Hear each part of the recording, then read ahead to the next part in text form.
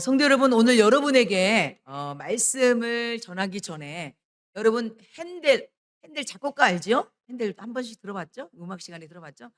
핸델이 지은 메시아라는 곡 중에 할렐루야 부분을 여러분에게 좀 들려드리려고 그래요. 사실은 이 핸델의 메시아 중에 할렐루야는 모르는 사람이 없을 정도로 여러분 안 믿는 사람들도 다 웬만하면 다 알고 있는 그런 곡이거든요.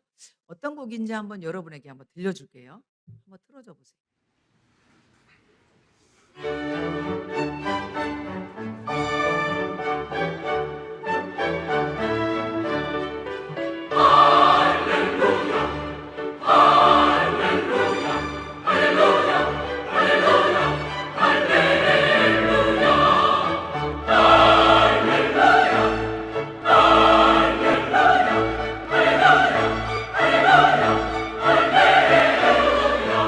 여기까지. 더 듣고 싶지만 근데 여러분 아시는 것처럼 이거는요 핸델의 메시아 중에 할렐루야라는 곡이거든요.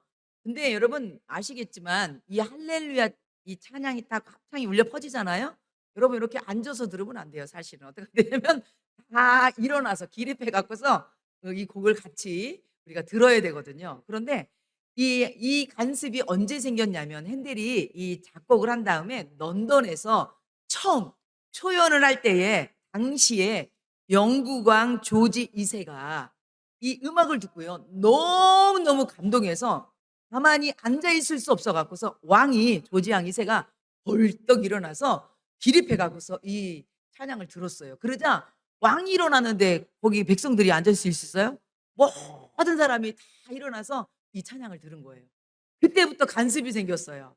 그래서 할렐루야 이 찬양이 나오잖아요. 그러면 지금도 교회나 어디 가든지 안 믿는 사람들도 예의적으로 다 같이 일어나서 만왕의 왕이 태어나셨잖아요. 할렐루야 하면서 이 찬양이 울려 퍼질 때는요. 다 같이 기립해서 이 찬양을 듣는 거야. 그래서 여러분 어디 가서 혹시 이 찬양이 다 울려 퍼지면 센스 있게 어떻게 해야 돼요? 이 설교를 들은 사람은 벌떡 일어나서 우리 함께 이 찬양을 들어야 됩니다. 아셨죠? 여러분 그런데 이 할렐루야는 핸델의 작품 이 메시아는요.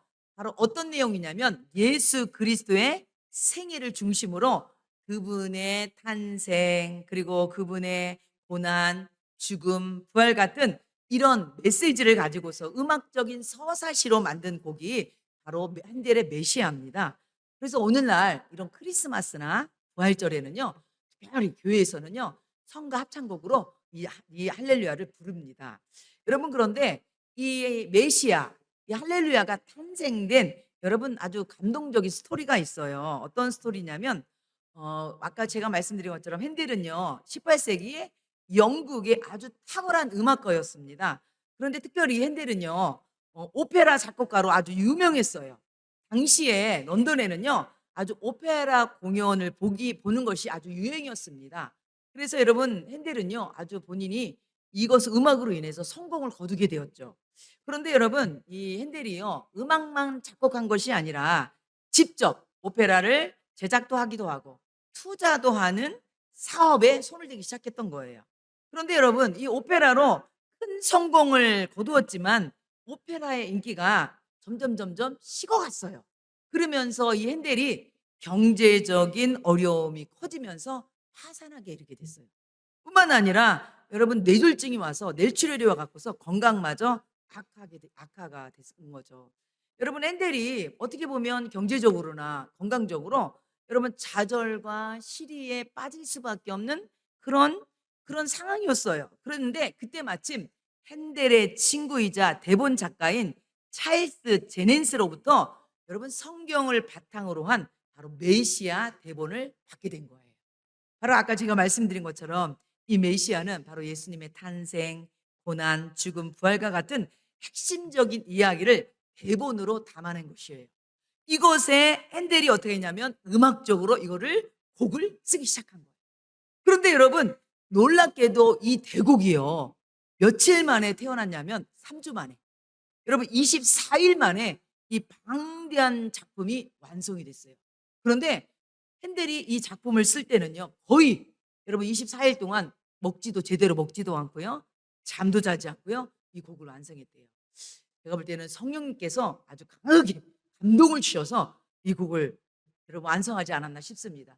그래서 여러분 이 곡으로 인해서 그 좌절과 절망에 빠졌던 핸델이 다시 한번 일어설 수 있게 됐어요. 영적으로나 육적으로나 그리고 사업적으로도 핸델이 다시 한번 일어섰습니다. 그래서 어떤 분은 말하기를 뭐라고 하냐면 핸델에게 메시아는 단순한 명곡을 넘어 자신의 절망과 좌절에서 구해준 그야말로 메시아였다. 이렇게 얘기하는 사람도 있습니다. 여러분, 그렇죠. 여러분, 그 핸델이 만약에 큰 실패와 좌절로 인하여서 더 이상 작곡을 하지 않고 포기했다면 여러분, 메시아라는 걸작은 탄생하지 않았을 거예요. 그런데 핸델이 작곡함으로써 오늘날 우리에게도 이렇게 귀한 여러분 메시아라는 이 곡을 우리가 들을 수가 있는 것입니다.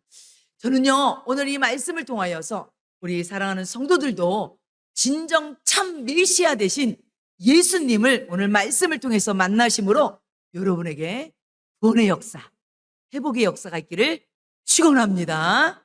여러분, 핸델은 메시아라는 곡을 통해서 회복했다면 우리는 정말 참 메시아 되신 예수님을 만남으로 인해서 내 영육이 회복되고 내 삶이 회복되는 그런 은혜가 오늘 이 시간 말씀을 듣는 우리 성도들에게 그러게 있기를 축원합니다. 여러분, 오늘 말씀에 2장 1절에 3절의 말씀 보면 이렇게 말씀이 시작됩니다. 그때에 가이사 아구스도가 영을 내려 천하로 다 호적하라 하였으니 모든 사람이 호적하러 각각 고향으로 돌아가매. 이렇게 말씀이 시작됩니다. 여러분, 1절은 바로 오늘 그 로마 황제인 가이사 아구스도의 명령으로 시작됩니다. 여러분, 당시의 로마 황제는요, 신적인 존재였습니다. 여러분, 더구나 신적인 존재로 로마 황제의 명령 한마디에 온 세상이 다 움직였어요. 여러분, 그 로마 황제의 그 말 한마디예요. 어느 누구도 어길 수가 없던 것입니다.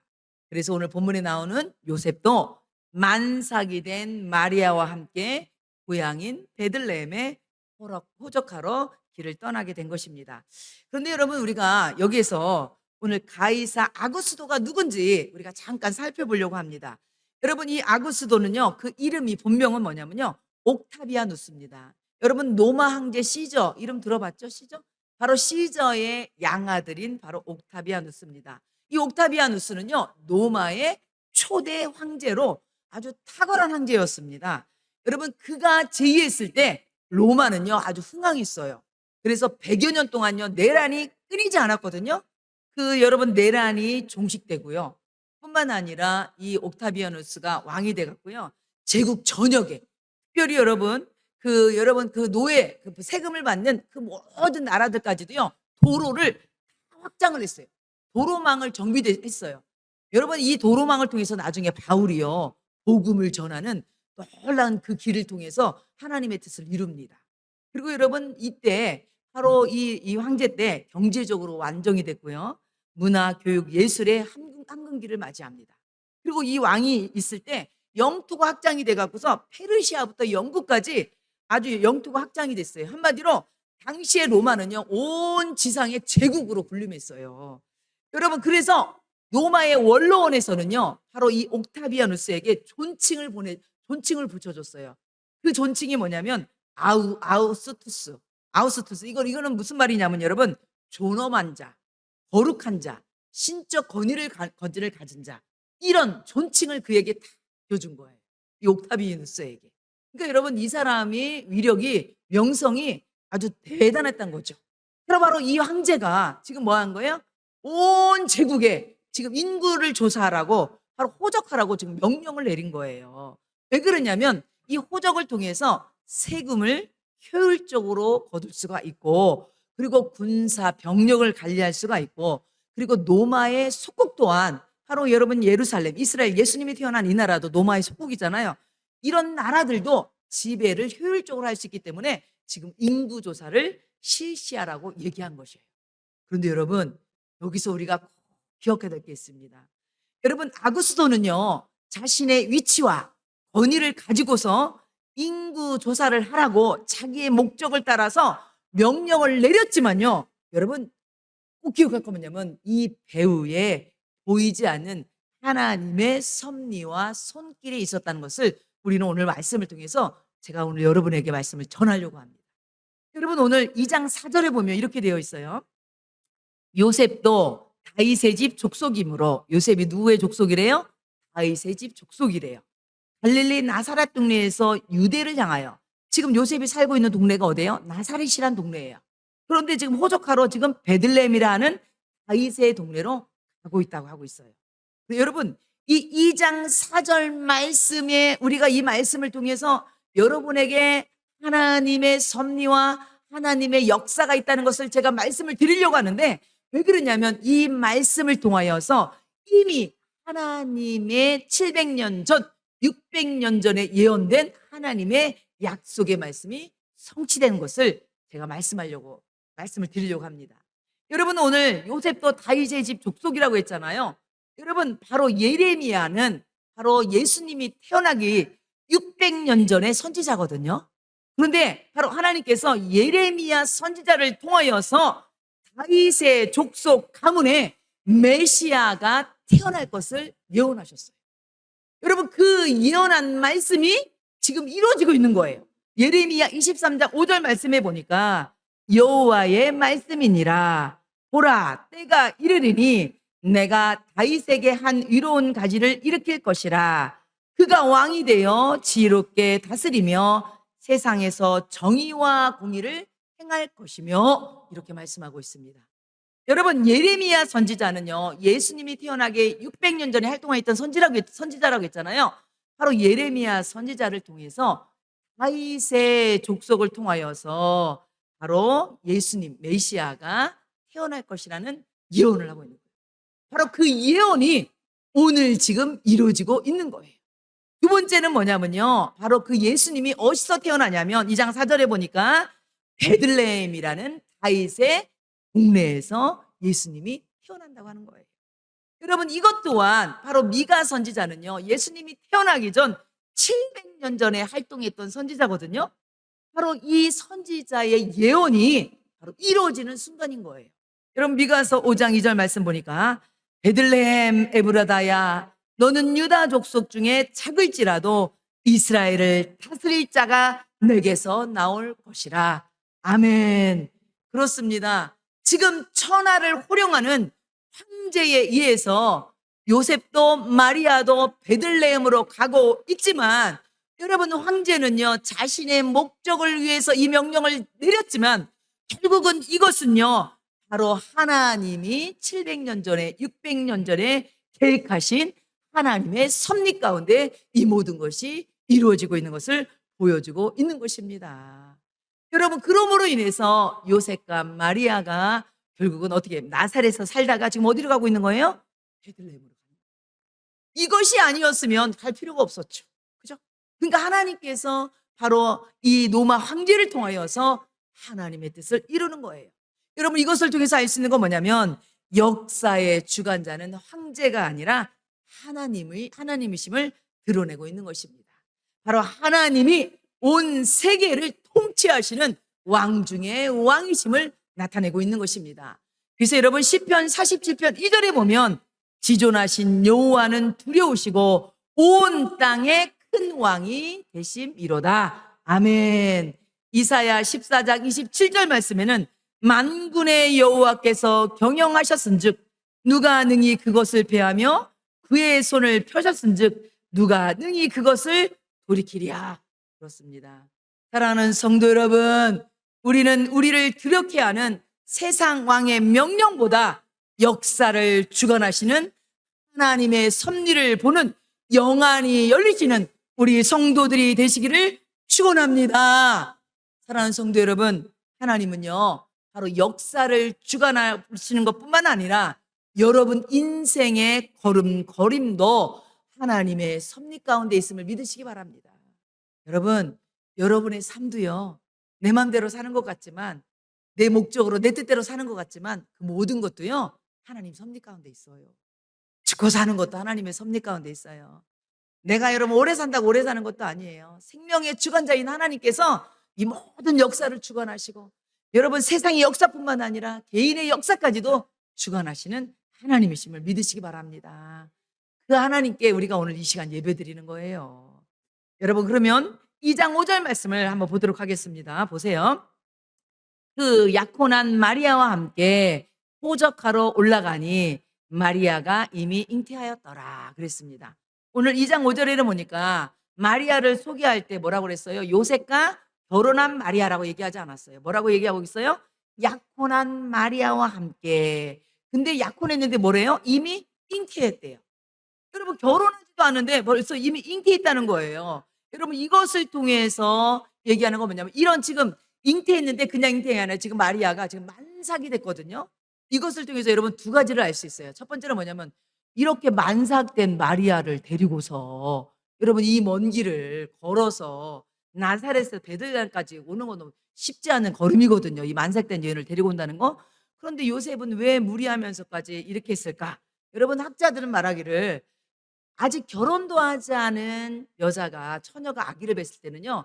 당시 간습에 의하면 이런 처녀들은요. 사실은 돌로 때려서 동네 사람들 보는 앞에서 본보기로 죽였어요. 그런데 지금 이 여러분 아시겠지만 우리 마리아는요. 바로 여러분 성령으로 잉태된 거잖아요. 근데 여러분 이 마리아가 그곳에 있으면 바로 많은 사람들의 그리고서 아기를 낳았다면 많은 사람들의 비난과 멸시를 당할 우려가 있기 때문에 바로 요셉이 데리고 왔다. 이렇게 얘기하는 사람도 있고 바로 요셉이 이미 천사를 통하여서 바로 계시를 들었잖아요. 바로 마리아에게 바로 마리아가 임신한 것은 성령의 감동으로 바로 성령의 역사로 성령의 능력으로 아이가 잉태됐다는 걸 알았잖아요. 그리고 여러분 유대 베들레헴에서 미가 선지자의 말씀을 통해서도 이미 요셉은 알았을 거예요. 그래서 예언을 이루기 위해서 데리고 왔다. 이렇게 보는 학자들도 있어요. 중요한 건 뭐냐면요.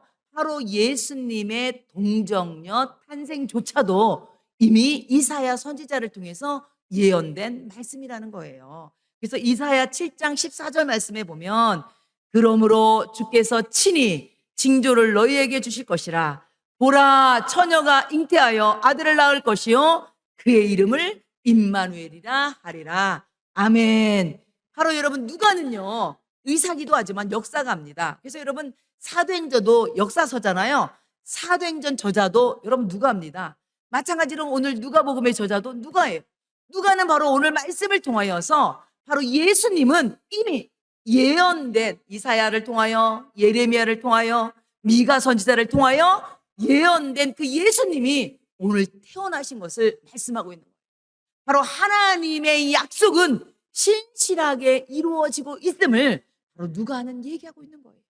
사랑하는 성도 여러분, 하나님의 약속은 예수님의 탄생을 통해서 이루어진 것뿐만 아니라 오늘 우리에게 주신 약속의 말씀을 이루어 가시는 하나님이심을 믿으시기 바랍니다. 그래서 여러분이 성경을 읽어야 돼요. 성경을 읽고 하나님 말씀을 듣고 그래야지만 하나님의 그 축복의 말씀이 내 삶 가운데 이루어짐을 볼 수가 있는 거예요. 그래서 제가 여러분 내년에는 우리 성도들에게 성경을 읽는 함께 성경을 읽는 그런 프로그램을 준비하고 있어요. 왜요? 여러분 성경을 읽어야지 하나님이 축복된 말씀 그리고 하나님의 말씀의 뜻이 무엇인지 여러분이 알아갈 수 있기 때문입니다. 여러분 그래서 오늘 그러면 2장 6절 7절 말씀을 다시 한번 보도록 하겠습니다. 보세요. 거기 있을 그때에 해산할 날이 차서 이제 만삭이 된 거죠. 그래서 해산할 날이 차서 첫 아들을 낳아 강보에 싸서 구유에 누였으니 이는 여간에 있을 곳이 없었음이너라 그랬습니다. 여러분 거기 있을 그때에 여러분 이런 시제는요 뭐냐면요 이거는요 이것이 우연이 아니라 하나님의 작정하신 시간표에 의해서 이루어지고 있는 것을 얘기하고 있는 것입니다. 그런데 지금 작정한 시간에 예수 그리스도가 태어나시고 그 태어나신 예수님이 어때요? 어떻게 있대요? 지금 강보에 쌓여서 구유에 누여서 바로 있다고 하는 거죠. 그런데 여러분 우리가 여기서 기억할 건 뭐냐면 만왕의 왕이신 예수님께서 하늘의 모든 권세와 영광을 포기하시고 인간의 몸으로 낮고 천한 이 땅에 오셨는데도 불구하고 바로 예수님은 왕궁이 아닌 여간에도 여간조차도 누울 수 없고 가죽의 먹이통인 구유가 바로 예수님이 누이신 요람이라는 거예요. 여러분 저는 그래서 이 찬양을 우리가 요거에 관련된 찬양이 있잖아요. 부를 때마다 막 가슴이 항상 제 마음이 저리더라고. 그러면 그 어리신 예수 늘 자리 없어 그 귀하신 몸이 구유에 있네. 저는 이 찬양 부를 때마다요 가슴이 저리더라고요. 바로 예수님의 요람이, 그 아기가 누운 요람이 말구유통이라는 게 저는 너무 가슴이 저리더라고요. 여러분 그런데 저는 이 말씀을 통해서 예수님은 왜 왕궁도 아닌 마구간 바로 그 하필 말구유에 누우셨을까? 여러분 이 말씀을 묵상하면서 여러분 이런 생각을 했습니다. 만약 예수님께서 왕궁에 태어나셨더라면 여러분 우리가 본문에 나오면 목자들이 와서 나중에 이제 제가 말씀드리겠지만 축하를 하잖아요. 그런데 여러분 만약에 예수님이 왕궁에 태어났더라면 여러분 목자들처럼 당시에 종교적으로 사회적으로 가장 비천한 사람들은요 바로 감히 왕궁까지 들어가서 예수님의 성탄을 축하할 수 있었을까요? 없었을 것 같아요. 없죠. 당연히 왕궁 입구에서 거절당했지. 아무리 천사들의 얘기를 들었을지라도 아이고 이런 목자 주제에 그런 더러운 모습으로 그런 냄새나는 모습으로 당시에 이 목자들은 제가 얘기한 것처럼 경멸의 대상이었다고 했잖아요. 감히 예수님의 성탄을 알고도 축하할 수 없었을 거예요. 바로 예수님께서 이 마구간에 오신 것은 바로 그 누구나 올 수 있도록 바로 주님께 나오는데 문턱을 여러분 없애버린 것 같아요. 가장 낮은 자리에 오심으로 인해서 세상의 그 어떤 사람도 소외된 사람이나 비천한 사람이나 누구든지 예수님께 나올 수 있는 그 문을 열어주신 것입니다. 그래서 여러분 저와 여러분도 주님 앞에 나올 수 있는 것입니다. 그래서 여러분 사랑하는 성도 여러분 그렇기 때문에 여러분 이것이 은혜예요. 은혜. 우리 아기 예수님이 말구에 누웠지만 여러분 그것이 어떻게 보면 우리에게는 은혜야. 우리 같은 사람들도 주님 앞에 나와서 그 성탄을 축하할 수 있기 때문입니다. 그럼 여러분 2장 8절 9절을 보도록 하겠습니다. 그 지역의 목자들이 밤에 밖에서 자기 양떼를 지키더니 주의 사자가 곁에 서고 주의 영광이 그들을 두루 비침에 크게 무서워하는지라 그랬습니다. 여러분 예수님께서 태어나셔서 지금 마구간에 말구에 누우셨을 때 바로 하나님께서는요 천사들을 통해서 이 기쁜 소식을 누구에게 알려줬냐면 목자들에게 이 놀라운 소식을 이 기쁜 소식을 전해줬어요. 그런데 여러분 제가 말씀드린 것처럼 당시에 이 목자들은요 경멸의 대상이었습니다. 사회적으로는요 아주 하급 노동자였습니다. 그들은요 목자들 대부분들은요 가난하고 천대받은 소외받은 사람들이었습니다. 여러분 종교적으로도요 이들은요 안식일이나 정결법 등 규례와 규칙을 지킬 수가 없었어요. 제대로. 왜냐하면 목자다 보니까 양을 돌보다 보니까 이런 규칙이나 이스라엘 백성들이 중요시 여기는 율법을 제대로 지킬 수가 없는 거예요. 그래서 당시 납비 전통에 보면 아주 목자는요 부정한 직업으로 여러분 취급했습니다. 뿐만 아니라 법적으로도요 이 목자들은요 법적 증인으로도요 인정을 받지 못했습니다. 그런데 지금 하나님께서 이 목자들에게 성탄의 기쁜 소식을 이들에게 전해주고 이들에게 그 성탄의 증인이 되도록 이들을 세우셨다는 거예요. 여러분 우리 하나님께서는 이렇게 먼저요 바로 생각지도 못한 이곳에 정말 사람들이 외면하는 그 자리 사람들이 주목하지 않은 그 자리에 찾아가셔서 성탄의 기쁨을 전해줬어요. 저는요 이것을 통해서 여러분에게 정말로 우리 주위에도요 정말 사람들이 외면하는 사람들 사람들에게 주목받지 못하는 사람들에게 우리가 예수 그리스도를 전해줘야 돼요. 우리 먼저 알고 있는 우리들이 정말 힘들어하는 사람들 이 사람들에게 우리가 줄 수 있는 것은 한계가 있잖아요. 그렇지만 이 성탄의 놀라운 소식을 그분들에게 전해줄 때 그분들의 삶도 회복됨을 믿으시기 바랍니다. 사랑하는 성도 여러분 뿐만 아니라 오늘 10절에 보니까 이 천사들이 뭐라고 얘기하냐면 천사가 이르되 무서워하지 말라 보라 내가 온 백성에게 미칠 큰 기쁨의 좋은 소식을 너희에게 전하노라 그랬습니다. 할렐루야.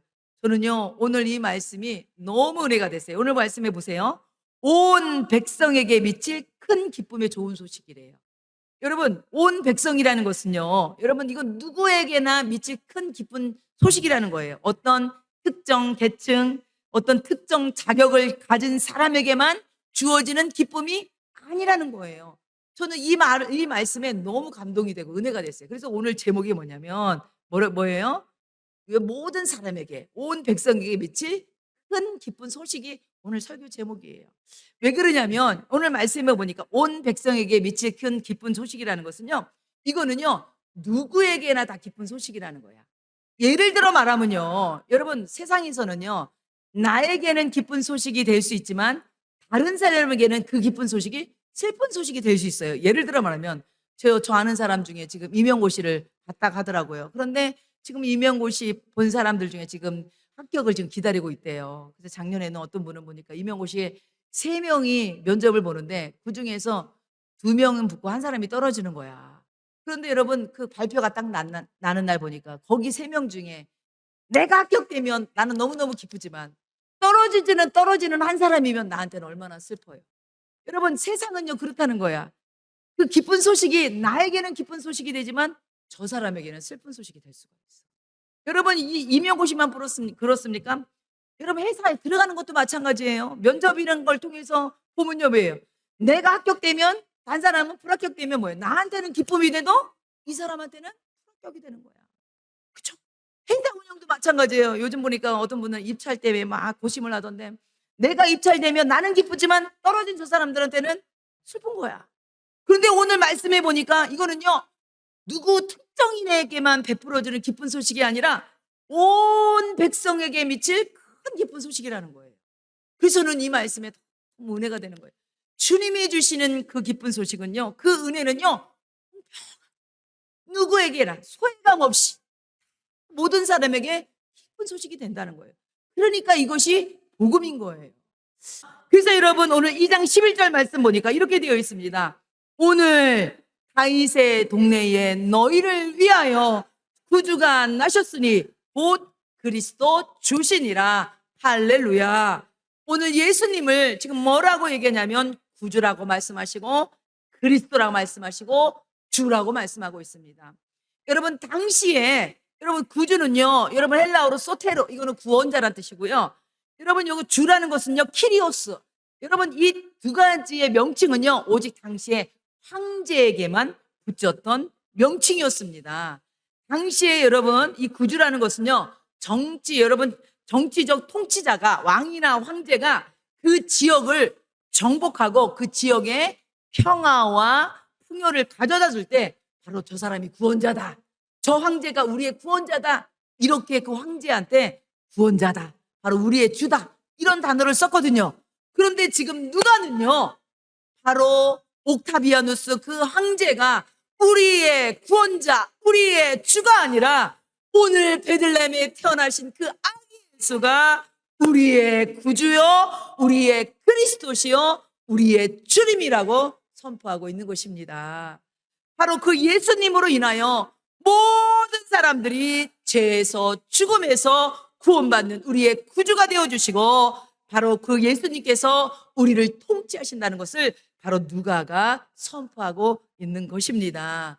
사랑하는 성도 여러분, 바로 구주에서 태어나신 예수님은 빈부, 기천, 치, 고아를 막론하고 모든 이들의 구주가 되심을 믿으시기 바랍니다. 바로 그 예수님은요, 여러분을 구원하실 구주세요. 여러분을 죄에서 구원하시고, 여러분을 병에서 구원해 주시고, 여러분을 고통과 근심과 걱정에서 구원하실 구주임을 믿으시기 바랍니다. 그래서 이것이 온 백성에게 미칠 큰 기쁨의 좋은 소식인 거예요. 그 예수님만이 우리의 인생의 문제를 해결해 주고, 인생의 죄 문제를 해결해 주고, 인생을 온전히 회복시켜 줄 분이 바로 예수님이란 거예요. 그래서 여러분, 2장 13절 14절에 보니까 뭐라고 얘기하냐면, 호련히 수많은 천군이 그 천사와 함께 하나님을 찬송하여 이르되, 지극히 높은 곳에서는 하나님께 영광이요, 땅에서는 하나님이 기뻐하신 사람들 중에 평화로다 하니라. 아멘. 그렇습니다. 성도 여러분, 가난하고 주목받지 못한 목자들에게 하나님께서요, 하늘의 군악대를 파송한 거예요. 여러분, 어느 누가 나를 위해서 정말 세상적으로는 멸시받고 천대받는 이 목자들에게 하나님이 천군 천사들을 보낸 거예요. 그리고 어떻게 해요? 군악대를 보내서 찬양을 부르고 그들에게 이 복된 소식을 전해준 거예요. 여러분, 그러면서 뭐예요?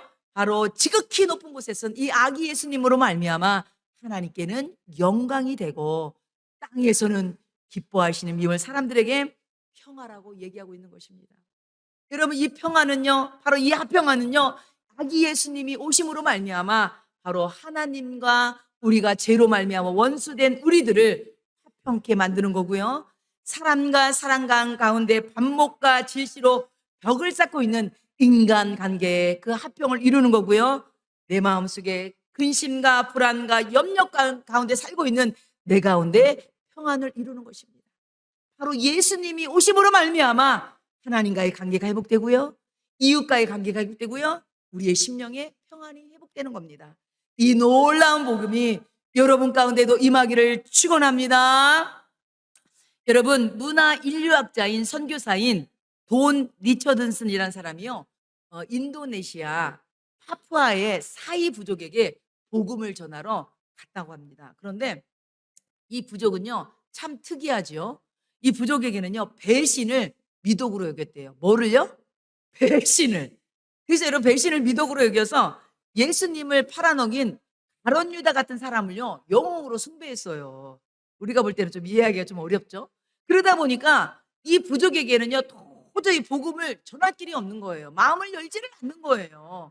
복음을 받아들이지 않는 거예요. 그런데 어느 날 이 부족 간에는 그래서 끊임없이 잔인한 전쟁이 계속되던 어느 날, 여러분, 이 리처든슨이 아주 놀라운 광경을 목격하게 됐어요.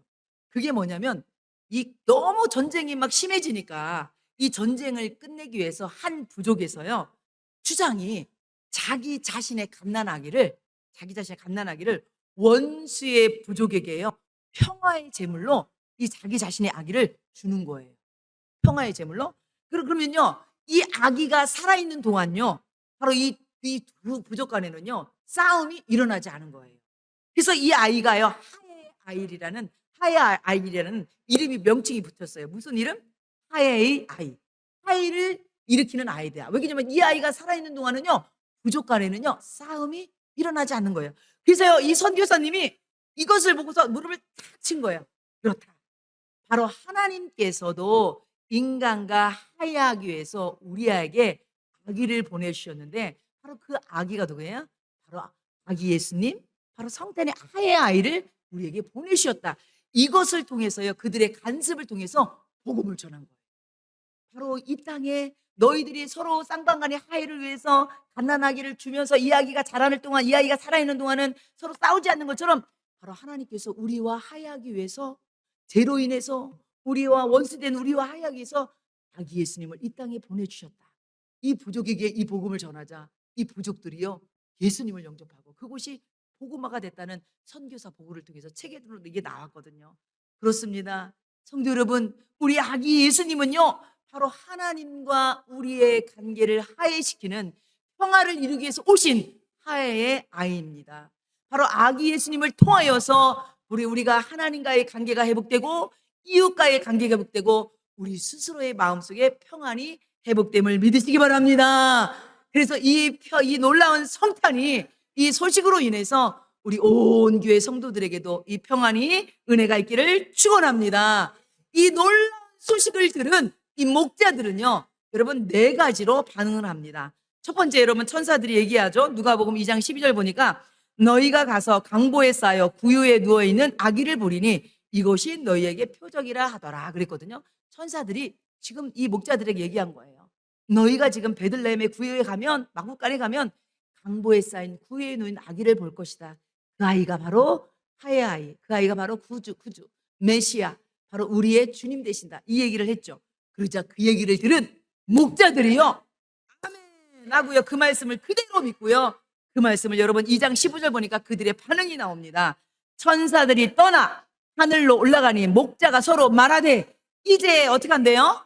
베들레헴으로 가서 주께서 우리에게 알리신 바 이 이루어진 일을 보자 하고, 아멘. 목자들은요, 천사들이 자기들에게 하신 말씀을 어떻게 했어요? 그대로 믿고, 그리고 어떻게 돼요? 이 말씀이 이루어진 걸 가서 보자 하고 하나님 말씀을 듣고 믿었다는 거예요. 그렇습니다. 성도 여러분, 우리도요, 하나님의 말씀은요, 하나님의 복음의 말씀을 듣고 믿을 때 역사가 나타나요. 그리고 목자들은요, 여기서 끝나는 게 아니라 어떻게 했대요? 2장 16절 말씀 보니까 빨리 가서 마리아와 요셉과 구유에 누긴 아기를 보고 주저하지 않고요, 즉각적으로, 성경에 보니까 빨리 가서 그랬어요. 빨리 가서. 여러분, 열심히 달려가서 빨리 가서 바로 구유에 누인 아기 예수를 보았다고 합니다.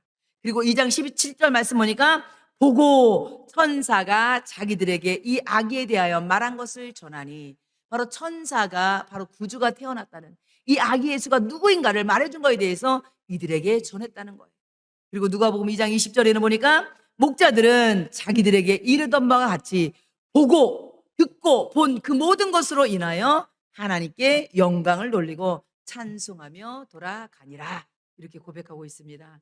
사랑하는 성도 여러분, 그렇습니다. 이 목자들은요, 본인들이 듣고 그리고 본 이 모든 것을 가서, 여러분, 이 천사들이 듣는 그 말을 그대로 전했다는 것입니다.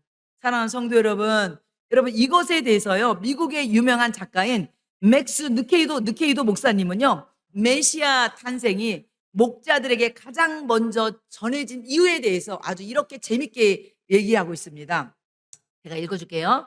만약 바리새인들에게 알려졌다면, 이거 뭐냐면 예수님의 성탄을 얘기하는 거예요. 만약 바리새인들에게 알렸다면 그들은 주석을 펴놓고 세미나를 시작하느라 시간을 허비했을 것이고, 정치가들에게 먼저 알려주었다면 그들은 주변에 누가 본 사람이 없는지 살펴보느라 시간을 허비했을 것이고, 기업가들에게 먼저 알려주었다면 자신들의 일정을 살펴보느라 시간을 허비할 것이기 때문에 목자들에게 먼저 알려줬습니다. 이렇게 얘기하고 있습니다. 사랑하는 성도 여러분, 우리도요, 이 성탄의 소식을 목자처럼 알려주는 복된 복음의 나팔이 우리 사랑하는 성도들이 되길 바랍니다. 여러분, 성탄은요, 단순히 2000년 전의 사건이 아니라 오늘 우리를 찾아오신 하나님의 구원과 회복의 메시지를 믿으시기 바랍니다.